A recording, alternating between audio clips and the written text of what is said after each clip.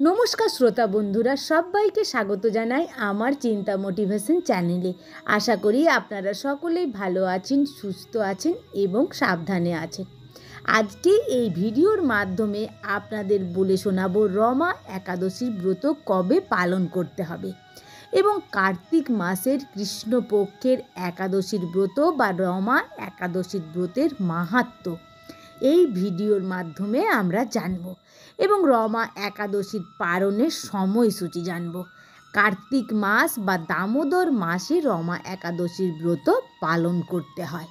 এইবারের রমা একাদশী 16ই অক্টোবর না 17ই অক্টোবর হচ্ছে, সেও এই ভিডিওর মাধ্যমে আমরা জানব।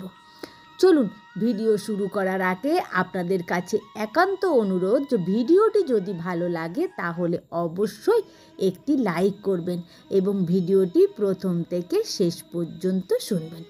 চলুন তাহলে শুরু করা যাক আজকের ভিডিও। ভারত ও বাংলাদেশে 17ই অক্টোবর রমা একাদশী পালন করতে হবে। 17ই অক্টোবর শুক্রবার কার্তিক মাসে একাদশী সকলেই পালন করবেন এবং একাদশী ব্রতের সমস্ত নিয়ম পালন করে এই রমা একাদশীর ব্রত আপনারা সকলেই পালন করুন। এবারে যাওয়া যাক আজকে রমা একাদশীর ব্রত কথা ও ব্রত মাহাত্ম্যে। এই রমা একাদশী সম্পর্কে জানবার জন্য একদা এক সময়ে মহারাজ যুধিষ্ঠির শ্রীকৃষ্ণকে বলেছিলেন, হে জনার্দন, কার্তিক মাসের কৃষ্ণপক্ষ তিথিতে যে একাদশী পালন করা হয়ে থাকে সেই একাদশীর নাম কী এবং এই একাদশী ব্রত পালনের মাহাত্ম্য কী, আমাকে কৃপা করে সবিস্তারে বলুন। তখন শ্রীকৃষ্ণ বললেন, হে রাজন, কার্তিক মাসের কৃষ্ণপক্ষ তিথিতে যে একাদশী পালন করা হয়ে থাকে তাকে রমা একাদশী বলা হয়ে থাকে।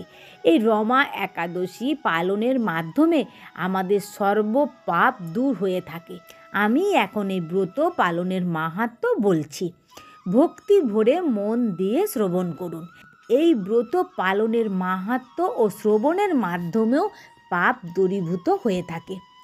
অনেক বছর পূর্বে সুপ্রসিদ্ধ একজন রাজা ছিলেন যার নাম ছিল মুচকুন্দ। এই রাজার সাথে অনেক বড় বড় ব্যক্তিদের বন্ধুত্ব ছিল। তারা হলেন দেবরাজ ইন্দ্র, ধনপতি কুবের, বরুণ এবং যম। এছাড়াও রাজার সাথে আরও একজনের সদ্ভাব ছিল, তিনি হলেন ভক্তশ্রেষ্ঠ বিভীষণ। রাজা সব সময়ের জন্যই সৎ পথে চলতেন। এছাড়াও তিনি একজন প্রাণপ্রিয় বিষ্ণু ভক্ত ছিলেন। তিনি সব সময়ের জন্যই ধর্মীয় অনুসারে তার রাজ্য শাসন করতেন। রাজার একটি খুব সুন্দর মেয়ে ছিল।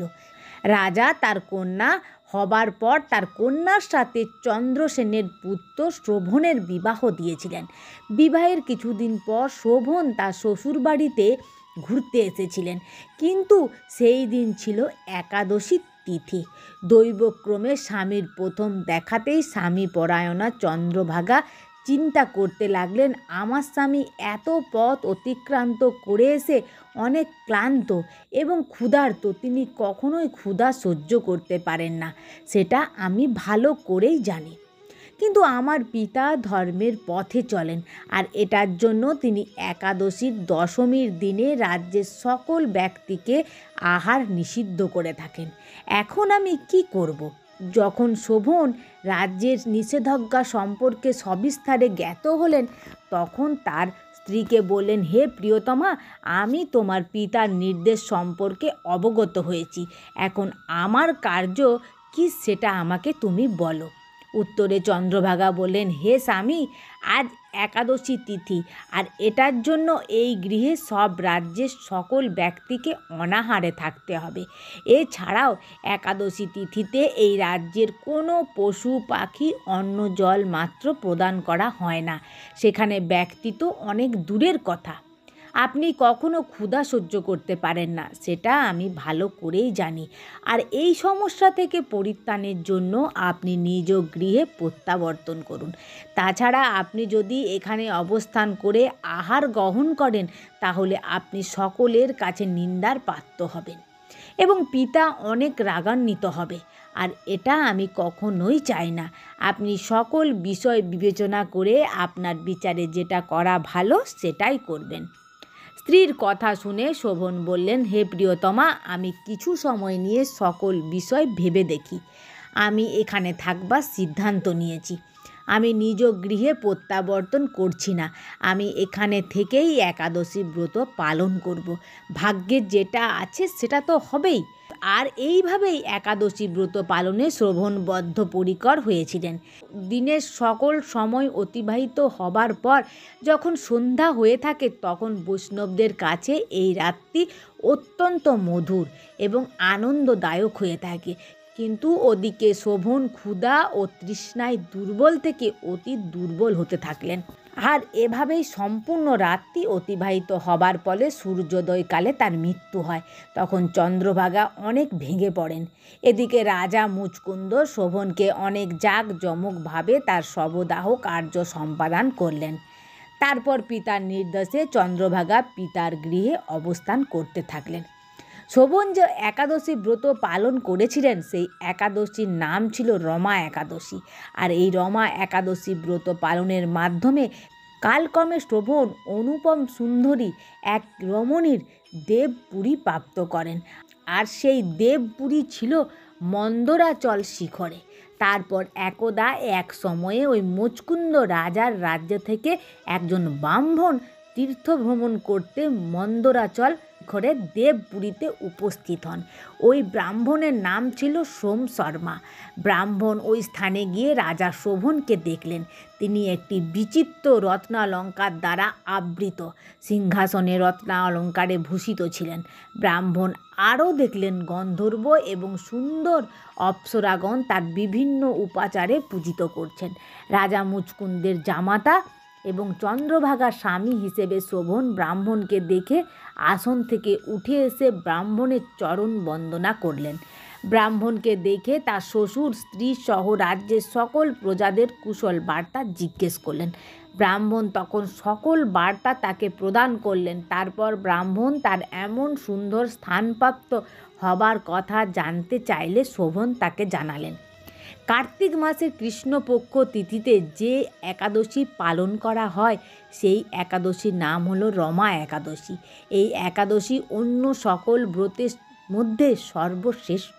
আমি এই রমা একাদশী ব্রত ভক্তি ভরে পালনের মাধ্যমে এই ফল লাভ করেছি। শোভন সেই ব্রাহ্মণকে কৃপা করে তার সকল ঘটনা স্ত্রী চন্দ্রভাগাকে জানাতে বললেন। তারপর সেই ব্রাহ্মণ মুচকুন্দ রাজ্যে ফিরে এলেন এবং চন্দ্রভাগার কাছে সকল ঘটনা এবং তার স্বামীর ওই ফল লাভের কথা সবিস্তারে বর্ণনা করলেন। তখন চন্দ্রভাগা ব্রাহ্মণকে বললেন, আপনার সকল বক্তব্য আমার কাছে স্বপ্নের মতো মনে হচ্ছে। ব্রাহ্মণ বললেন, আমি আপনার স্বামীকে স্বচক্ষে দেখে এসেছি। আমি সেই অগ্নিদেবের মতো দীপ্তিমান নগরী নিজের পায়ে হেঁটে হেঁটে পরিদর্শন করেছি, কিন্তু তার নগর কখনো এক স্থানে থাকে না। আপনি এই সমস্যা সমাধানের জন্য রমা একাদশীর ব্রত ভক্তি ভরে পালন করুন। ব্রাহ্মণের সকল কথা শুনে চন্দ্রভাগা বললেন, আপনার কথা মতো আমি ভক্তি ভরে রমা একাদশী ব্রত পালন করব, কিন্তু তাকে দেখতে আমার একান্তই ইচ্ছা করছে। আপনি আমাকে তার কাছে নিয়ে চলুন। তখন ব্রাহ্মণ চন্দ্রভাগাকে নিয়ে বামদেবের আশ্রমে উপস্থিত হলেন। এই বামদেবের আশ্রম মন্দরা পর্বতে অবস্থিত। ওই আশ্রমে থাকা ঋষির কৃপা এবং হরিবাসর ব্রত পালনের মাধ্যমে চন্দ্রভাগা দিব্য শরীর লাভ করে স্বামীর নিকট উপস্থিত হলেন। প্রিয় স্ত্রীকে দেখে শোভন অনেক আনন্দিত হলেন। বহু বছর পর স্বামীকে দেখে তার মনের মধ্যে থাকা সকল কথা একে একে বলতে লাগলেন। তিনি তার রমা একাদশী পালনের কথা বললেন।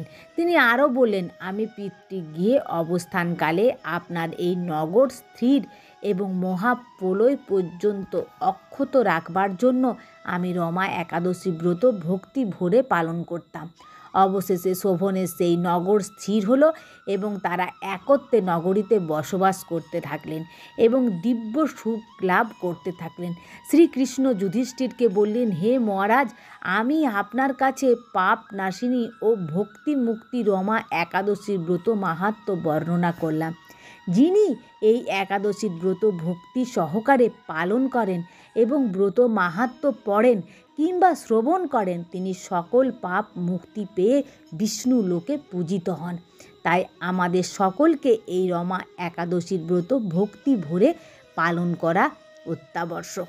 এখানেই সমাপ্ত হলো রমা একাদশীর ব্রত কথা ও মাহাত্ম্য। এবারে আমরা আসব রমা একাদশী ব্রতের পালনের সময়সূচি। রমা একাদশীর ব্রত পালন হচ্ছে 17ই অক্টোবর শুক্রবার। আর রমা একাদশী ব্রতের পালনের সময়সূচি হলো শনিবার ভোর 5টা 38 থেকে সকাল 9টা 25 পর্যন্ত পালনের সময়সূচি। এই দিন আপনারা এই সময়ের মধ্যে পালন শেষ করবেন। আজকের ভিডিওটি এখানেই সমাপ্ত হলো। যদি ভিডিওটি ভালো লাগে তাহলে অবশ্যই লাইক, শেয়ার, কমেন্ট করবেন এবং আপনারা ভালো থাকবেন, সুস্থ থাকবেন, সাবধানে থাকবেন।